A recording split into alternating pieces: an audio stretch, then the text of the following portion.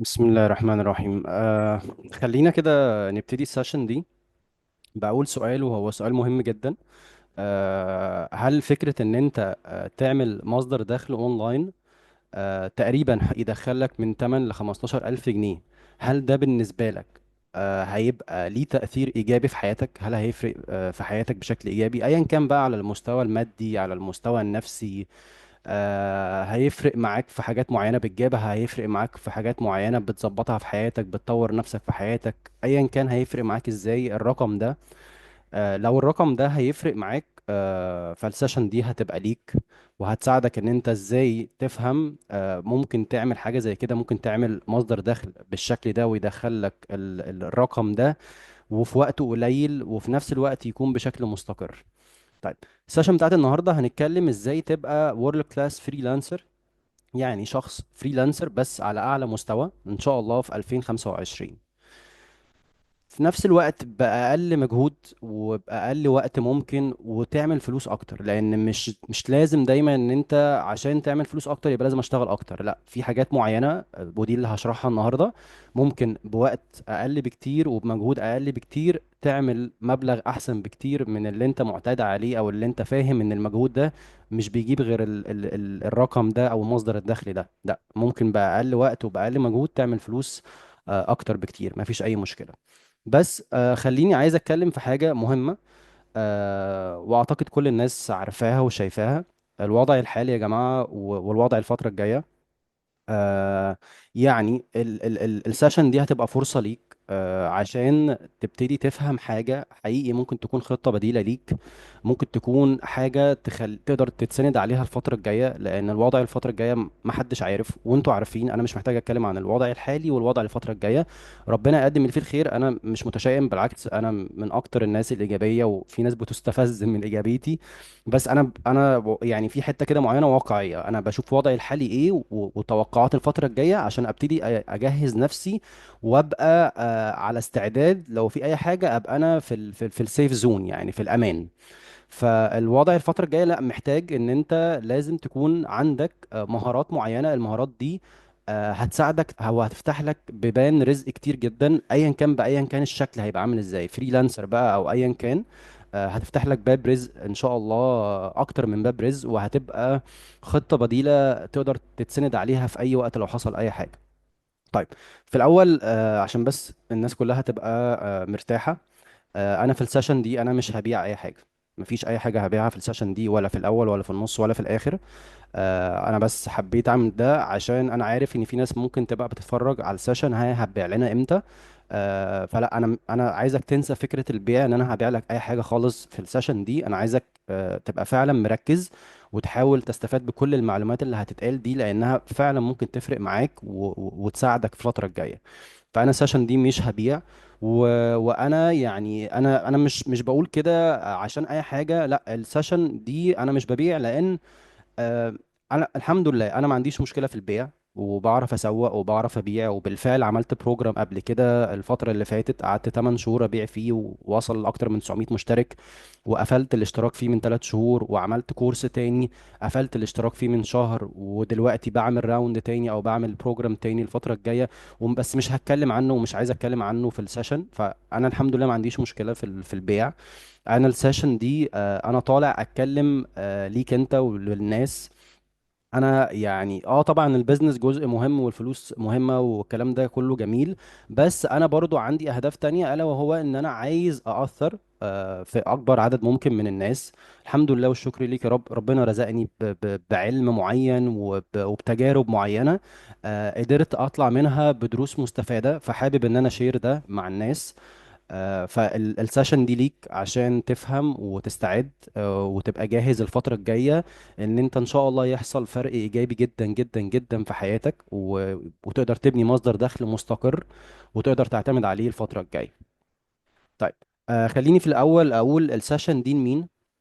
السيشن دي يعني خلينا اول حاجة الناس اللي بقالها فترة عندها تفكير زيادة مشتتة، ممكن يكون في شوية إحباط بسبب الظروف الحالية.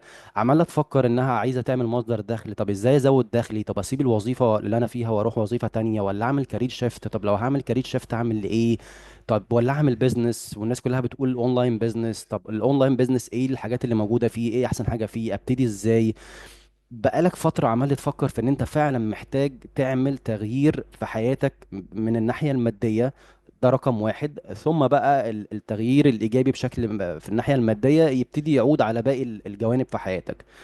وفي نفس الوقت يعني حابب تكون الحاجة اللي انت هتعملها، ايا كان هتعمل كارير شيفت، هتشتغل اونلاين، ايا كان، يكون نوعا ما فيهاش كل التعب وكل الضغط النفسي بتاع الوظيفة وان انا بشتغل وقت كتير بس ما باخدش اللي استحقه، وبشتغل بمجهود كتير بس ما باخدش اللي بستحقه، على طول مضغوط، على طول في تارجت، على طول مش عارف ايه.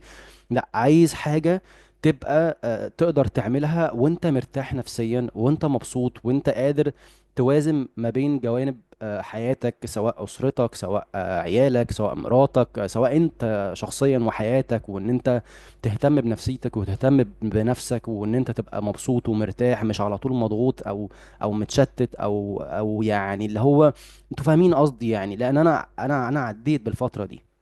فالسيشن دي للناس اللي عايزة تعمل كده. وفي نفس الوقت طبعا عايزة انها يبقى عندها مصدر دخل اونلاين. لان ده من اكتر الحاجات اللي هتقدر تعملها، ممكن بجانب اي حاجة تاني، او حتى لو عملتها فول تايم هتقدر تعملها وانت عندك وقت والحرية ان انت تقدر تعمل اي حاجة تاني. فدي السيشن للناس دي. طيب خلينا نتكلم في الاول ليه الفريلانسنج. ليه انا طالع اتكلم ان انت لو عايز تعمل مصدر دخل اونلاين وعندك كل الحاجات اللي انا اتكلمت فيها عن الاشخاص دي، ليه احسن حاجة انت ممكن تعملها هي الفريلانسنج؟ لاكتر من سبب. بس هساعدكم وهقول لكم احنا دلوقتي عايزين نوصل من 8000 ل 15000. فانا هديك اكتر من اكزامبل في اكتر من مجال، سواء الفريلانسنج او غيره، واقول لك لو انت عايز تحقق الرقم ده انت محتاج تحقق ايه في البيزنس ده او في الموديل ده، عشان تشوف وبنفسك الفرق انهي احسن لك. الاي كوميرس مثلا، التجاره الالكترونيه، وهي فكره بيع المنتجات اونلاين، عشان تعمل من 8 ل 15000 جنيه. انا مش عايز طبعا اخش معاكم في حسابات كتير، بس سريعا كده انت مينيمم تقريبا هيبقى مكسبك في الاوردر مثلا من 50 ل 100 جنيه.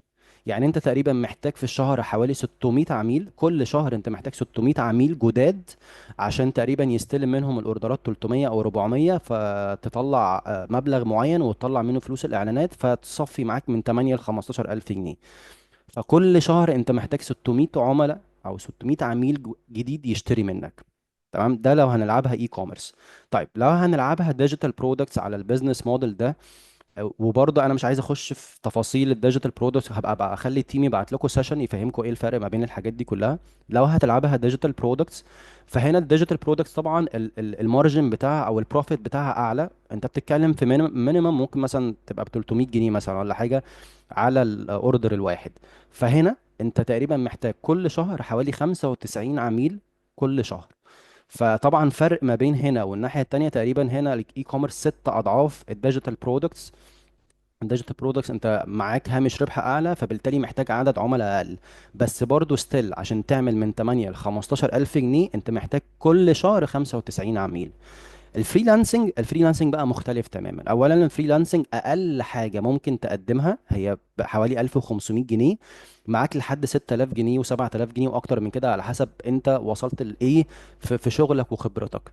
فبتتكلم في مينيمم من 1500 جنيه ل 6000 جنيه العميل بيدفعها لك شهري.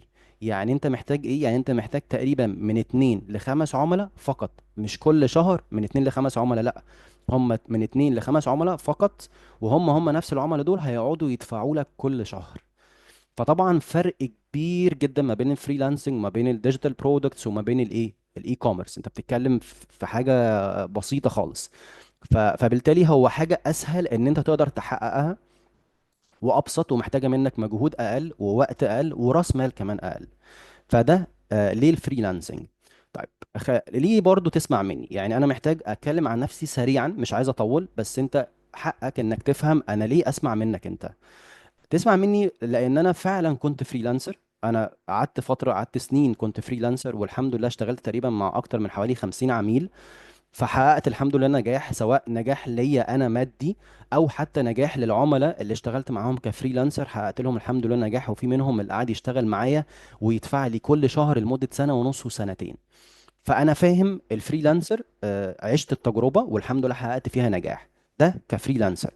وفي نفس الوقت انا كنت بزنس اونر لاكتر من 8 بزنس موديلز، سواء اي كوميرس او كول سنتر او الكلام ده كله. انا كنت بزنس اونر، فانا فاهم العميل البزنس اونر صاحب البزنس اللي بيبقى محتاج فريلانسر هو محتاج ايه بالظبط. البزنس اونر ده بيبقى محتاج ايه بالظبط، ايه الخدمات اللي محتاجها، محتاج الشخص يشتغل معاه بشكل عامل ازاي، ايه الحاجات اللي انت ممكن تعملها عشان تقنع بيها الكلاينتس اولا يشتغلوا معاك، ثانيا يفضلوا مستمرين كل شهر لاكبر وقت ممكن، سنة وسنتين وثلاثة يدفعوا لك كل شهر. فأنا كنت مكان الفريلانسر، وفي نفس الوقت أنا كنت مكان البيزنس أونر. فأنا فاهم الفريلانسر مفروض يعمل إيه، وفاهم البيزنس أونر هو محتاج إيه. بلس كمان ان انا من حوالي تقريبا 8 شهور في شهر 1 2024، انا بسجل السيشن دي النهارده 17 ديسمبر 2024، يعني تقريبا من حوالي 10 شهور بالظبط، في شهر 1 2024 عملت اول اونلاين بروجرام ليا. كنت بساعد فيه الناس من خلال بقى خبرتي اللي فاتت كلها، كنت بساعد فيه الناس ازاي تبتدي من الصفر خالص، لانها تبقى تمتلك المهارات الاكثر طلبا في سوق العمل في العالم، وتشتغل كفريلانسر. وبالفعل الحمد لله، يعني الحمد لله حقق نجاح كبير جدا مع اكتر من 900 مشترك، وخلصوا البروجرام واشتغلوا مع عملاء، وفي منهم اللي نزل اشتغل وعمل كارير شيفت اشتغل في شركة تانية وهكذا. فانا زي ما قلت لك، انا كنت فريلانسر، انا كنت بزنس اونر، وانا كنت محاضر بعلم الشخص اللي قدامي ازاي يبقى فريلانسر. فانا عديت بالثلاث محاور والثلاث جوانب اللي اي حد ممكن يحتاجها عشان خاطر يقدر يوصل تجربة معينة لشخص قدامه ويعلمها له بشكل كويس. فده ليه تسمع مني؟ طيب، خلينا يعني، انا الحمد لله يعني، انا الصوره دي حطيتها بصراحه عشان عجباني. بس انا الحمد لله كويس جدا، الحمد لله ربنا رزقني، ده فضل ونعمه من عند ربنا. انا كويس الحمد لله جدا، وشاطر في الحته دي، وشاطر في حته الفريلانسنج، وشاطر في التعامل مع العملاء والبزنس اونرز، وشاطر في ان انا اقعد افكر في خدمات معينه تقدر تقنع العملاء وتعمل تعمل اوفرز معينه وهكذا. فانا الحمد لله شاطر في الحته دي، وده ظهر الحمد لله، وقدرت اوصله واساعد بيه اكتر من 900 شخص قبل كده. طيب، خلينا بقى نتكلم في الاجنده بتاعت السيشن النهارده. اول حاجه هنتكلم فيها عن في السيشن النهارده هنتكلم ايه هو الفريلانسنج، وليه الفريلانسنج اصلا هي احسن حاجه الفتره الجايه في الكام سنه اللي جايه عشان تعمل منها مصدر دخل. ولو ما لحقتش تعمل ده دلوقتي ممكن يفوتك كتير جدا، وتيجي تخش في في وقت تاني قدام يبقى في منافسه شديده ما تقدرش تحقق فيه اللي ممكن تحققه النهارده. دي اول نقطة. تاني نقطة، ازاي اصلا تبقى فريلانسر في 2025. تالت نقطة، ايه هي الاخطاء اللي بيعملها اي فريلانسر ما بسببها مش بيحقق اي نتائج، مش بسببها مش بيحقق اي نجاح كفريلانسر، لان في ناس كتيرة بتحاول تبقى فريلانسرز بس ما بينجحوش في ده. فايه هي الاخطاء اللي تتجنبها لو انت عايز تبقى فريلانسر ومحقق نجاح الحمد لله كويس. رابع حاجة، ايه هي 5 اسرار، 5 secrets عشان تقدر تنجح لو انت شخص بالفعل فريلانسر دلوقتي بس لسه مش محقق نجاح، او انت بالفعل خدت كورسات بقالك فترة، خدت كورسات بس لسه ما حققتش نتائج ملموسة، او حتى انت شخص لسه بيجنر مبتدئ تماما، ما عندكش اي خلفيه ولا تعرف اي حاجه ولا تعرف مهارات ولا خدت كورسات.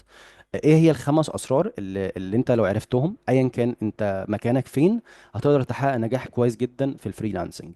طيب، خلينا نبتدي ونتوكل على الله السيشن بقى.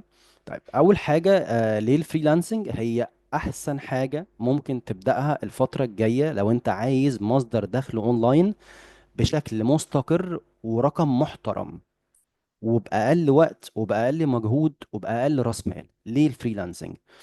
رقم واحد، لأنه أعلى هاي بروفيت مارجن. يعني زي ما كنا عملت لكم الاكزامبل في الأول، الكومباريزون، المقارنة. انت بتتكلم في انت هتكسب 50 جنيه على العميل وكل شهر محتاج تجيب عملاء، ولا تكسب 300 جنيه على العميل ومحتاج كل شهر تجيب عملاء، ولا تكسب على العميل الواحد من 1000 ونص لحد 6000 جنيه ومش محتاج تجيب عملاء جداد لان العميل هيقعد يدفع لك ده كل شهر. فبالتالي هاي مارجن وهاي بروفيت، ومش محتاج ولا راس مال كبير، ولا محتاج ضغط كتير، ولا محتاج شغل كتير، لان يا دوبك انت ممكن باربع خمس عملاء. انا في عملاء ممكن بجد ببقى بشتغل معاها دلوقتي، شغلي اللي بعمله والوقت حوالي مثلا ساعتين او ثلاثة في الاسبوع. في الاول مع البداية ممكن يحتاج مني وقت شوية اكتر، زيادة بسيطة، بس مع الوقت الموضوع بيبقى احسن. وفي نفس الوقت كمان كون ان انت تبقى فريلانسر، ده بيخلق فرص ليك ان انت يبقى عندك اكتر من ريفينيو ستريم، اكتر من مصدر دخل وانت شغال فريلانسر. يعني مش مجرد ان انت هتكسب من ان العميل بيديك مبلغ كل شهر، لا، بيفتح لك فرص تانية كتيرة جدا. ممكن يبقى عندك تلات أربع مصادر دخل في نفس الوقت، في حاجات بتحط فيها شغل وفي حاجات من غير شغل خالص، بتقدر ان انت تكسب منها ويخش لك مصدر دخل كل شهر، سواء بقى بالجنيه المصري او بالدولار او ايا كان. طيب، ده ليه الفريلانسنج. تاني حاجة، how to become a freelancer في 2025. طيب خلينا نتكلم كده، الموضوع ليه أربع جوانب، أربع حاجات. إيه هو الفريلانسنج؟ الفريلانسنج هو فكرة إن أنت عندك مهارة معينة بتقدمها كخدمة لشخص معين محتاج الخدمة دي بمقابل مادي. هديكوا اكزامبل، تو اكزامبل سرعة جدا عشان المعلومة توصل. انا راجل شاطر وعندي المهارة بتاعت ان انا بعرف اصلح الموبايلات، فبالتالي المهارة دي انا هقدمها كخدمة في ايه، في صيانة الموبايلات. دي الخدمة اللي بقدمها وباخد قدامها ايه، مقابل مادي. نفس الفكرة، انا راجل بعرف مثلا اعمل اعلانات ممولة او تسويق، او بعرف اعمل ديزاينات. دي مهارة عندي هقدمها كخدمة بمقابل مادي لحد محتاج الخدمة دي، سواء ديزاين او اعلانات او ايا كان. ده فكرة الفريلانسنج بمنتهى الاختصار. عندي مهارة بقدمها كخدمة بمقابل مادي. طيب ايه هم انواع الفريلانسرز؟ والله في حد فريلانسر، ده انا بسميه اللي هو وان سكيل فريلانسر، حد عنده مهارة واحدة فقط وبيقدم خدمة واحدة فقط. وفي حد تاني جوكر فريلانسر. الجوكر فريلانسر ده يعني عنده مجموعة مهارات بيقدم بيها مجموعة خدمات كلها مترابطة، فبالتالي بيقدر يكسب من العميل بشكل أكتر، ويخلي العميل يفضل مستمر معاه فترة أكتر. وده انا اللي انا برشحه، وده انا اللي انا بعمله، وده اللي انا بعلمه للناس، ان انت يبقى عندك مجموعة مهارات الاكثر طلبا في سوق العمل، وتقدر ان انت تعمل باكج وتقدر تعمل سيستم معين تقدر تقدم بيه للعميل ده، يبقى مغري جدا، العميل يبقى عايز يشتغل معاك ويفضل مكمل معاك ويدفع لك. دول انواع الفريلانسرز. طيب، في نفس الوقت انت محتاج ان انت تبقى فاهم ايه هي المهارات اللي مطلوبة في السوق، ايه اكتر مهارات عليها طلب في السوق. لو هنتكلم في الوقت الحالي بشكل سريع، اهم مهارات هي اي حاجه ريليتد بالماركتنج والسيلز اونلاين. والله بقى ان انت ممكن ميديا باينج، والله ويب سايت ديزاين ولاندنج بيجز وسيلز فانلز، تشات ماركتنج، ايميل ماركتنج، في اكتر من كونتنت كرييشن على فكره، وريل كرييشن وحاجات زي كده. في حاجات كتيره جدا، بس دول اكتر حاجات مطلوبه دلوقتي. في ناس على فكرة بتتعلم الحاجات دي بس ما بتعرفش تشتغل بيها، وده بسبب زي ما قلنا في الأول ان هو مش فاهم البيزنس موديل نفسه عامل ازاي. ممكن يكون راح خد حد مع مثلا خد كورس مع حد على الميديا باينج بس الحد ما علموش ازاي تستخدم المهارة اللي انت عملتها دي، ازاي تستخدمها في ان انت تشتغل فريلانسر وتجيب عملاء. هو علمه الميديا باينج بس، او علمه السكيل دي بس، او علمه تصميم المواقع بس، لكن ما علموش ازاي يبني بيزنس حوالين المهارة دي ويبقى فريلانسر، ويقدر فعلا يجيب عملاء بشكل مستمر، والموضوع يبقى بالنسبة له في منتهى السهولة. ونيجي لاخر خطوة، خلاص بعد ما اتعلمت المهارات دي، بتبتدي في مرحلة ان انت تجيب ايه، كلاينتس، ان انت تجيب كلاينتس تشتغل معاهم. وهنا برضو ممكن حد يبقى بيدي كورسات تسويق وي وي والكلام ده كله، بس ما عندوش النو هاو ان انا ازاي اجيب كلاينتس، انا مش فاهم الكلاينتس عايزه ايه. والحمد لله والشكر ليك يا رب، انا الحته دي شاطر فيها، لان انا كنت بزنس اونر، انا كنت كلاينت، وكان في شركات على فكره تسويق بتتعامل معايا، ويعني طبعا والدنيا كانت مش احسن حاجه، وشفت حاجات كتير في السوق. فانا كنت بزنس اونر او انا كنت كلاينت، وعارف الكلاينت محتاج ايه بالظبط. دي الحاجات اللي انت محتاجها عشان تبقى فريلانسر، ان انت يبقى عندك تتعلم مهارات معينة، وتحدد خدمات معينة، وتجيب عملاء، بس كده. طيب، ده كده سريعا عن الفريلانسنج، لان طبعا الفريلانسنج يعني لو هنتكلم فيه محتاج سيشن لوحدها، النقطة اللي فاتت دي محتاجة سيشن لوحدها. طيب، ايه هي، طب يعني طالما الموضوع سهل قوي كده، ايه هي الخطوات او ايه هي ال الاخطاء اللي بيعملوها الفريلانسرز بسببها مش بيحققوا نجاح كفريلانسرز؟ والله اكتر من حاجة. اولا wrong expectations، يعني توقعات غلط تماما. التوقعات دي يا اما بناء على تخيلاتهم هم وهم ما عندهمش فكره عن السوق، يا اما بناء على الفيديوهات والكورسات والناس اللي بتبيع لهم كورسات ويقعدوا يقولوا لهم ان الموضوع بص انت اتعلم المهاره دي وبكره مش عارف هتعمل قد ايه، فهو يبقى فعلا داخل على اساس كده وفاكر ان الموضوع بالسهوله دي. لكن اللي بيعلمه المهاره دي ما بيقولوش ازاي يشتغل، ما بيقولوش ازاي يوظف المهاره دي ويبقى فريلانسر، ما بيقولوش ازاي يوظف المهارة دي ويبني على اساسها بزنس موديل او يبني على اساسها مصدر دخل اونلاين. فهو بياخد المهارة، اتعلم المهارة بس مش عارف ازاي يقدمها كخدمة، مش عارف ازاي يعمل اوفر، مش عارف ازاي يعمل باكج سيرفيس معينة. فحتة الرونج اكسبكتيشنز دي او التوقعات الغلط دي من اكتر الحاجات اللي بتحبط الناس، ان هو ممكن يبقى داخل فاكر حاجة لكن الموضوع يطلع عكس كده تماما.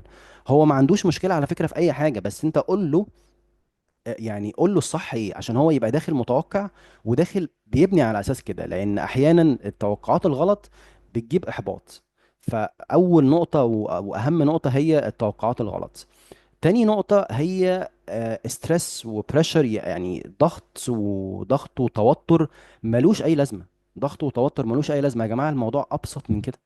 مش انا هجيب عملاء منين وهعمل، الموضوع ابسط من كده. الموضوع العملاء وان انت تجيب عملاء وان انت بسيط بسيط بسيط وفي الاخر هقول لك بسيط ازاي وانا ليه بتكلم في الموضوع ده بالبساطة دي. والموضوع فعلا انا البروجرام اللي فات انا عندي اكتر من 900 مشترك، وكنت عامل اوفر للناس اللي حضرت معايا، تقريبا اول 30 او 40 واحد حضروا معايا البروجرام لايف. انا كنت بدي كل واحد فيهم من 3 ل5 عملاء بعد ما يخلص البروجرام يطبق معاهم عشان يطبق كل اللي اتعلمه. فانا يعني انا تقريبا اديت اكتر من 200 300 عميل، وكنت انا صارف من فلوسي اعلاناتي الخاصه، صارف عشان اجيب لهم العملاء دي. فالحمد لله انا لا ما عنديش مشكله في الحته دي، الموضوع فعلا بسيط. والناس شافت ده بعينيها لما شافت إن انا جايب لهم في اقل من شهر اكتر من 300 عميل عشان اوزعهم عليهم. فالموضوع بيبقى فيه برضو ستريس وضغط كده، يعني وتوتر ملوش داعي ملوش لازمة. اه التوتر والضغط احيانا بيبقى مطلوب بس بنسبة، لكن نوعية التوتر والضغط ده حاجة بصراحة ملهاش داعي خالص. تالت نقطة حاجة اسمها الاوفر كومبليكيتد سيرفيسز، يعني ان الناس فاكرة ان انا كل ما اعمل اقدم خدمات اكتر وكل ما اعمل باكج اعلى ومش عارف ايه انا كده هخلي العميل يبقى معايا. لا خالص، بالعكس.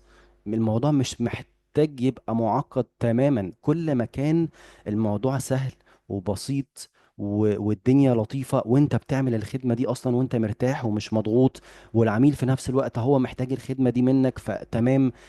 لا، في حاجات ابسط من كده، ان انت تعمل سيرفيس ابسط من كده وتعملها بطريقة بسيطة. ونيجي وده يجي بقى للنقطة اللي بعدها، وهي فكرة البرايسنج، فكرة ان انت تسعر خدماتك. في ناس ما بتعرفش تسعر خدماتها، في ناس بتسعر خدماتها غالي زيادة عن اللزوم، وفي ناس بتسعر خدماتها رخيص زيادة عن اللزوم على فكرة. وايا كان انت بتسعر بايه، الفكرة كلها انت لازم تبقى فاهم ماركتنج عشان تقدر تبريزنت السيرفيس بتاعتك في السعر بتاعها، بحيث ان العميل بدل ما يبقى شايف ان انت مثلا غالي، لا ده بالعكس، ده يبقى شايف اللي انت بتقدمه ده بالسعر ده، ده فرصة، ده لقطة، ده يا ريت اشتغل معاك. ده انا يعني يا ريت ابقى انا من ضمن الناس اللي انت تشتغل معاها. وعلى فكرة انا بقالي فترة والله فعلا يعني الحمد لله في ناس عملاء بتخش تكلمني حاجة من الاتنين، يا اما برشحها لحد من اللي خلصوا معايا البروجرام، يا اما بقول له ما عنديش حد لو على حسب المجال بتاعه. لان خلاص انا ما بقتش استقبل عملاء جديده. فالموضوع العملاء يا جماعه إن العملاء موجوده في السوق ومستنيين حد كويس. خامس نقطه بقى، ليه الفريلانسرز ممكن ان هم ما يحققوش نجاح؟ لان هم بيمشوا بماركتنج استراتيجيز قديمه قديمة وعفى عليها الزمن يعني. فدي من أهم الحاجات. ويقعد يقول لك أنا صرفت قد كده وعملت قد كده والناس بتخش تسأل ومحدش بيشتري وي وي وي. أنت ماشي بماركتنج استراتيجيز قديمة.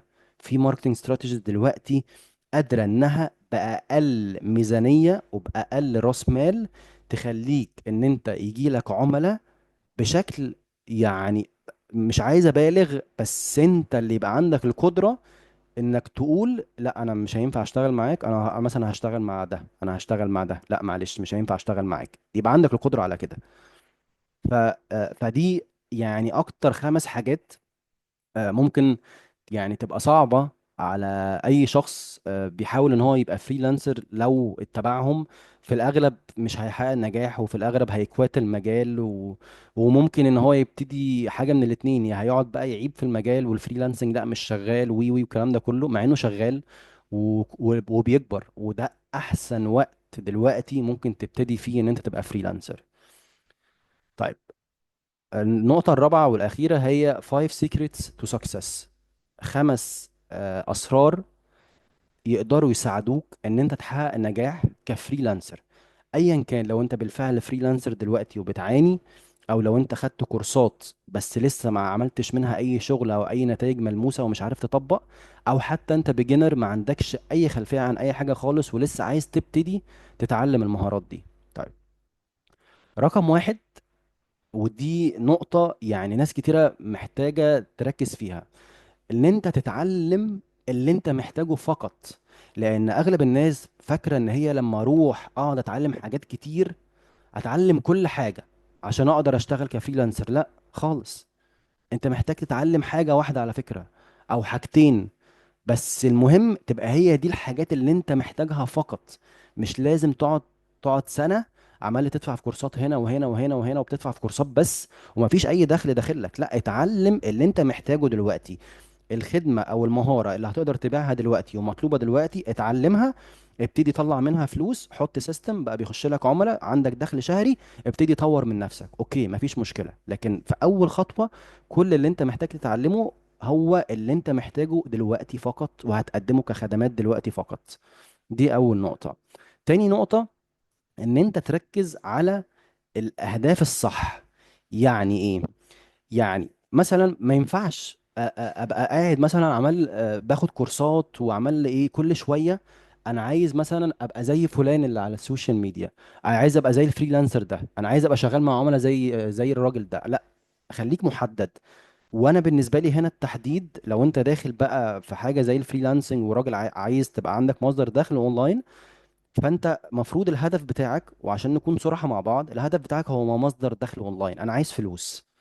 طيب حلو، اكون بقى مركز على كده. انا دلوقتي وليكن عايز اوصل ان انا يكون دخلي من 8 ل 15 الف جنيه، فابتدي اشوف طب انا محتاج ايه هي المهارات المطلوبه، تقريبا ممكن اقدمها بسعر كام، ابتدي اتعلم الحته دي واركز في الحته دي. ان انا خلاص انا محتاج مثلا، خلاص انا بقيت سبيسيفيك، اللي هي تالت نقطه، انا بقيت سبيسيفيك، انا عندي تارجت ان انا عايز اوصل لاربع عملاء، كل واحد فيهم هاخد منه 3 4000 جنيه، انا بعمل لي في الشهر 15000 جنيه. اوصل للتارجت ده او للجول ده الاول، وبعد كده ابتدي خش على اللي بعده.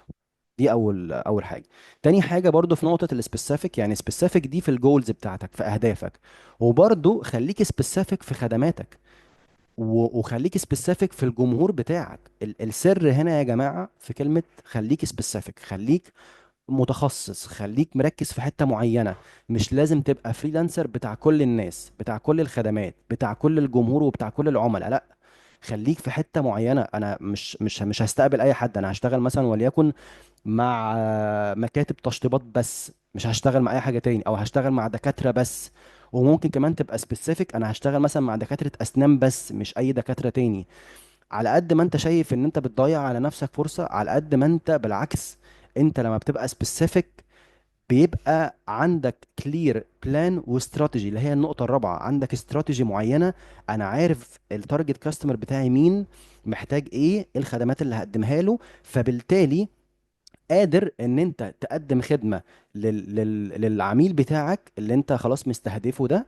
وفي نفس الوقت ده هيسهل عليك لما تكون بتقدم نفس الخدمة لنفس العميل او نفس نوعية العميل في نفس المجال. ده هيخليك دخلك 3 4 5 عملاء بتعمل نفس الحاجة، فالموضوع بقى اسهل. غير لما يخش لك دكتور فبتعمل بقى بلان وبتعمل مش عارف ايه. وبعد كده يخش لك حد اي كوميرس وبيبيع منتجات مثلا ملابس، فبتعمل بقى برضو قصة جديدة من اولها ولاخرها. ما هو ده بيستنزف منك، دخل لك واحد في السياحة، دخل لك مش عارف ايه. ما هو كل ده بيستنزف منك وقتك ومجهودك وتفكيرك. لا، خليك سبيسيفيك عشان تقدر كمان تقدم نفس. وكمان فكرة ان انت سبيسيفيك دي على فكرة بتخلي اللي قدامك ما عندوش مشكله يدفع اكتر. انت راجل، انا، ما هو انت مثلا لو بتتكلم على واحد دكتور، هيجي الواحد عمال يقول انا فريلانسر واقدر اساعد اي بزنس، ولا فريلانسر بيتكلم في ان انا اقدر اساعد دكاتره، او كمان اقدر اساعد دكاتره الاسنان انهم مثلا يجيبوا ابوينتمنتس اكتر او حجوزات اكتر؟ اكيد هيروحوا لده وهيدفعوا له اكتر حتى لو هو اعلى من غيره في السوق. ليه؟ الراجل ده متخصص، ده يعني شغال في شغلنا احنا. اللي انا قلته لكم دلوقتي ده حقيقي بجد يعني. في ناس ممكن فريلانسرز فيكو ممكن لو خدوا ده وطبقوه بشكل صح يحققوا منه نتائج. كلمة بي سبيسيفيك دي هي السر. طيب، رابع حاجه هي كلير بلان واستراتيجي، ان انت يبقى عندك خطه واستراتيجي معينه. انا عندي خطه، انا عايز اوصل لعدد عملاء قد كده، هتشارج السيرفيس بتاعتي او هخلي العملاء يدفعوا لي في السيرفيس بتاعتي قد كده عشان توتال اخر الشهر يكون بيخش لي قد كده. ده البلان والجول والاوبجيكتيف بتاعي. الاستراتيجي انا محتاج اعمل ايه؟ محتاج امشي باسلوب تسويق معين، اعمل اعلانات بشكل معين، ابيع بشكل معين، اعرض خدماتي بشكل معين، اعمل باكج واوفر بشكل معين، اعرضها للعميل واختار العميل الصح المناسب ليا والمناسب لخدماتي. خامس نقطة، وهي انا بحب اسميها كده بصراحة، ان انت تلعبها بسهولة وتخليك ذكي. يعني تلعبها بسهولة يعني ايه؟ يعني ما تصعبش الموضوع على نفسك. الموضوع مش صعب. انت مش محتاج 600 عميل كل شهر جديد بيشتروا منك منتجات اونلاين في الاي كوميرس عشان الموضوع يبقى مرهق بالنسبة لك قوي كده. انت محتاج تتعلم وتفهم ازاي تعمل كل ده، ومحتاج يعني من عاملين لاربع عملاء بس. لو كل عميل من دول بيدفع لك 3 4 5، وده رقم مش كبير والله، مش كبير. يعني انا عارف ان هو بالنسبه للناس ممكن يبقى كويس جدا، وهو على فكره يعني بالنسبه لي انا كمان كويس برضو. بس كويس لما بيبقى مع كذا عميل. انت لو بتتكلم في اربع عملاء كل واحد فيهم بيدفع لي 4000 جنيه ولا 5000 جنيه، يعني بتتكلم من 15 ل 20، يعني اعلى من التارجت اللي احنا ابتدينا بيه السيشن اصلا. الموضوع بسيط، انا محتاج 3 4 عملاء، شكرا. شكرا بجد. انا يعني هعمل لهم السيستم. وفكره ان انت لما بتيجي تبتدي مع عميل على فكره في الاول بيبقى محتاج شغل اكتر من فيما بعد. انت ممكن في الاول العميل يحتاج منك شغل مثلا ساعتين في اليوم لمده مثلا اسبوع ولا حاجه. ممكن بعد كده حقيقي انت بتبقى بتتابع، بس بتتابع الشغل، ممكن ده ما ياخدش منك ربع ساعه في اليوم لو لقيت ان في حاجه بتخش تعدلها وخلاص. فعندي اربع خمس عملاء كل واحد فيهم بيدفع لي مبلغ قد كده، انا تمام.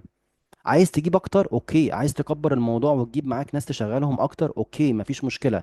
بس انا بكلمك لو انت عايز حاجه، العبها العبها بذكاء، العبها بسهوله.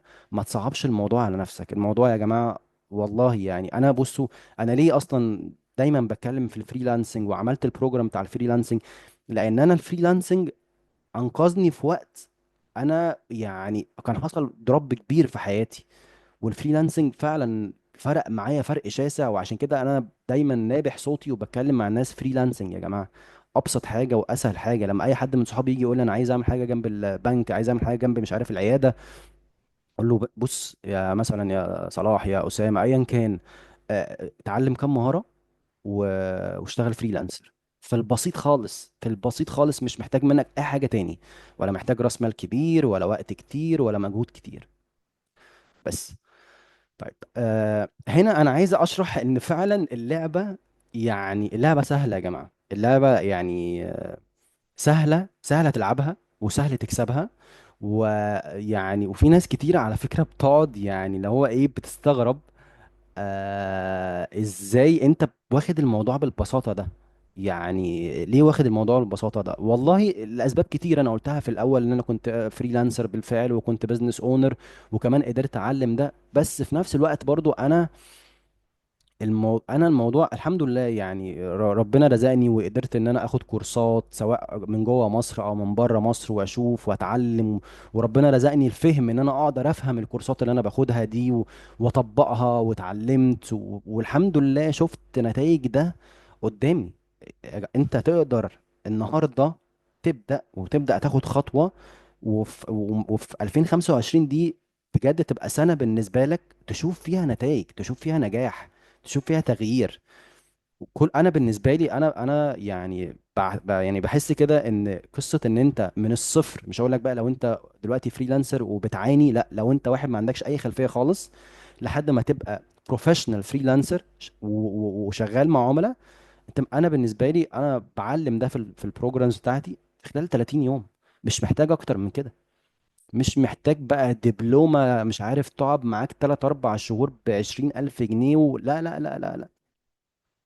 يعني مش عايزين بس نصعب الموضوع على نفسنا. انا محتاج اتعلم اللي انا اقدر ابتدي بيه دلوقتي وهيجيب لي نتائج النهارده او بكره.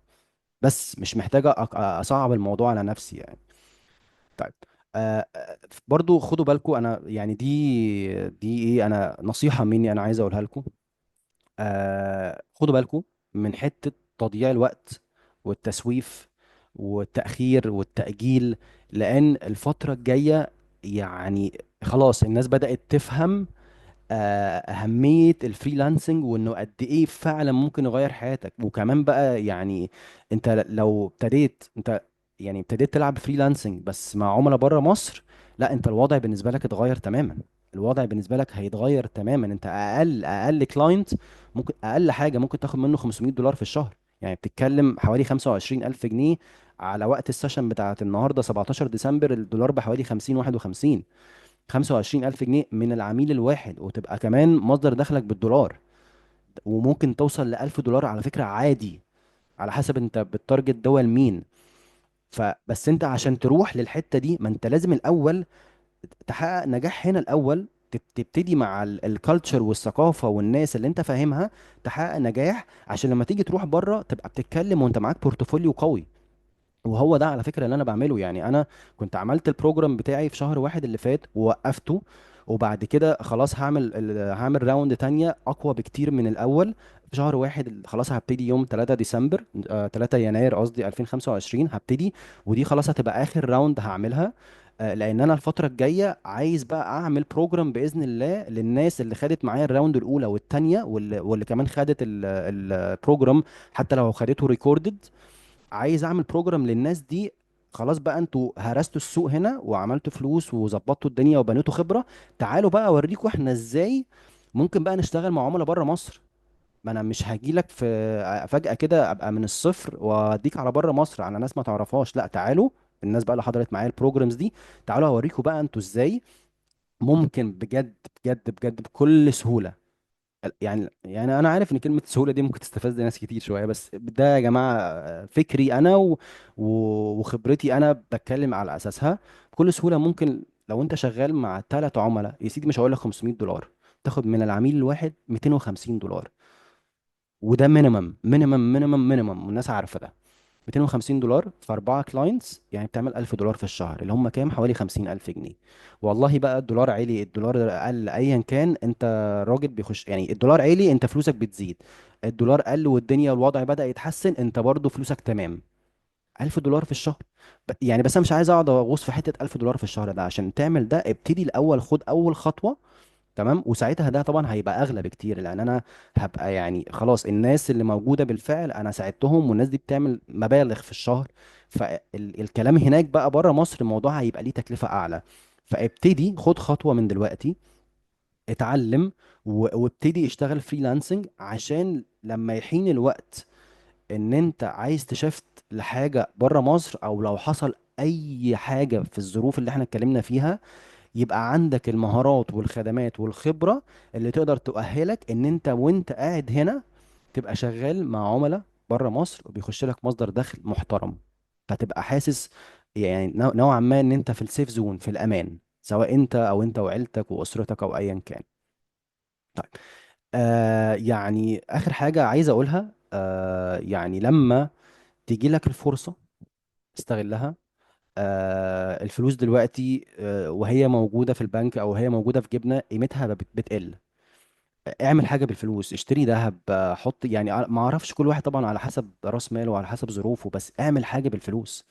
وانا بالنسبة لي انا شايف ان وده اللي انا عملته مع نفسي من اكتر اكتر الانفستمنتس او الاستثمار الناجح اللي ممكن تعمله وعمره ما يخسر، هو انك تستثمر في نفسك. تستثمر في نفسك، في ان انت تطور نفسك، تعرف مجالات جديده، تعرف مهارات جديده، تقدم خدمات، تبني بزنس مودلز، تعمل مش عارف ايه اكتر حاجه. لان انت لما بتستثمر في نفسك الفرص كلها بتتفتح. يا اما فرصه وظيفه بس في شركه احسن بمرتب احسن، يا اما فرصه انت مثلا تشتغل فريلانسنج، يا اما فرصه ان انت لو عايز تعمل بزنس هيبقى عندك القدره لانك فاهم المهارات والخدمات اللي انت هتقدر تعملها عشان تنجح البيزنس بتاعك. اهم حاجه محتاجين الفتره الجايه ان انتوا تعملوها يا جماعه، ان انتوا تستثمروا في نفسكم.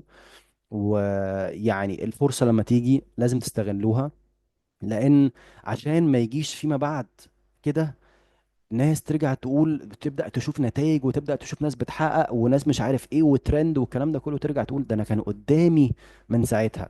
نفس اللي حصل على فكرة. انا كنت عايش الفترة بتاعت بداية ظهور الاعلانات الممولة، وكانت النتائج يعني تحفة، والناس كانت انا كنت ببيع بمنتهى السهولة. كنت ممكن اعمل اعلان ب 200 جنيه مثلا، ابيع ب 2000 جنيه في اليوم.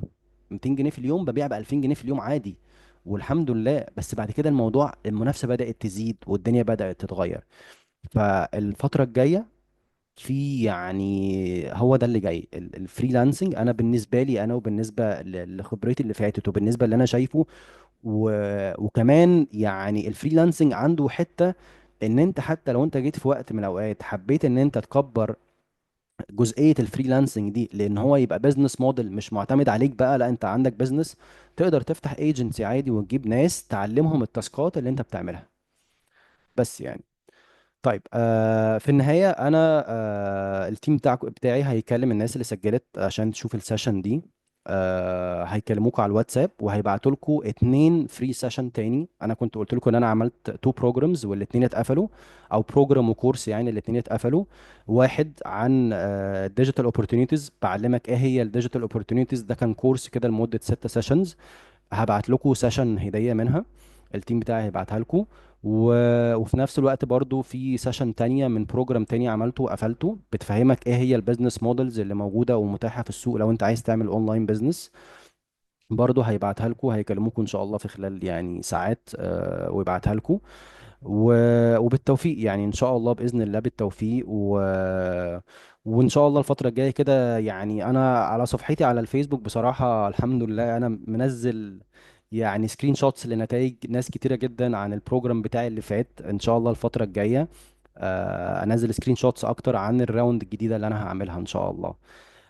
بس انا يعني اتبسطت، واتمنى تكون السيشن دي فادتك وساعدتك وحمستك واديتك يعني شوية كده ايه نظرة تفاؤل ان الفترة الجاية ان شاء الله هتبقى احسن، وان في حاجات ينفع تتعمل وممكن تعمل مصدر دخل كويس جدا مفيش اي مشكلة، بوقت اقل بمجهود اقل، والدنيا تبقى معاك في ايه، في اللطيف يعني. طيب، انا كده يعتبر خلاص خلصت السيشن. اشوفكم ان شاء الله في سيشنات تانية.